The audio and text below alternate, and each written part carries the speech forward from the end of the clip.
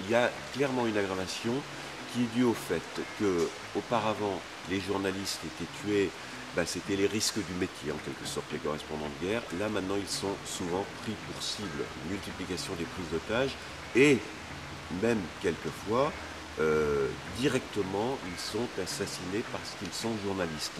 Je reviens sur Joanne Sutton qui en 2001 a été tuée en Afghanistan. Bon, elle était sur un char qui est tombé dans une embuscade et ça n'est en aucun cas elle qui était visée, c'était le char qui était visé, elle était au mauvais endroit, au mauvais moment.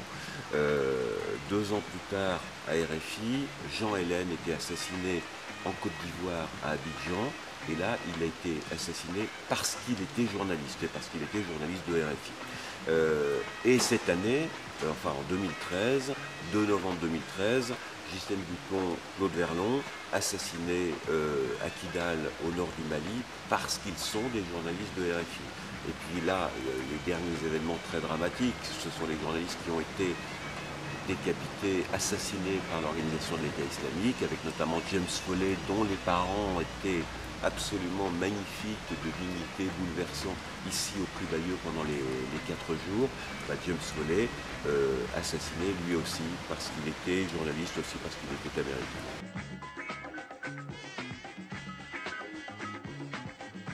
Pour moi, il y a très clairement, enfin, de ma petite expérience personnelle, très clairement un avant et un après 2001 Joanne Sutton. C'est-à-dire que auparavant, les reporters de RFI n'avaient pas eu d'expérience depuis longtemps, d'expérience très douloureuse de journalistes tués, de journalistes français même tués sur le terrain. Je crois que une des dernières fois, c'était 1989, au moment de la chute de Ceausescu en Roumanie.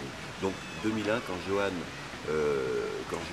est tué en Afghanistan, après, pendant des mois après, on hésitait à renvoyer du monde sur des terrains difficiles. Et en tout cas, quand on est bien obligé de faire notre métier, quand il y avait des journalistes de RFI qui partaient, à chaque fois, on avait, nous, les autres de la rédaction, la peur au ventre à chaque fois.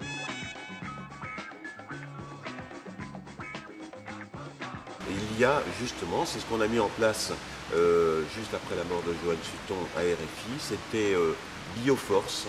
C'est l'armée qui organisait ça en fait, l'armée qui organisait ça pour des journalistes mais aussi pour des membres d'organisations humanitaires par exemple. Moi j'ai suivi le stage Bioforce pendant une semaine, on est mis en condition.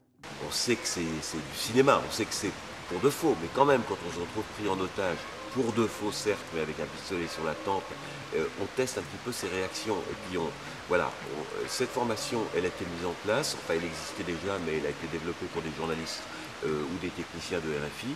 Et puis, eh bien, l'année dernière, en 2013, quand Ghislaine Dupont et Claude Verlon ont été assassinés à Kidal, Marie-Christine Saragosse, la PDG de France Média Monde, qui regroupe France 24 et RFI, a voulu faire une nouvelle formation spécifique.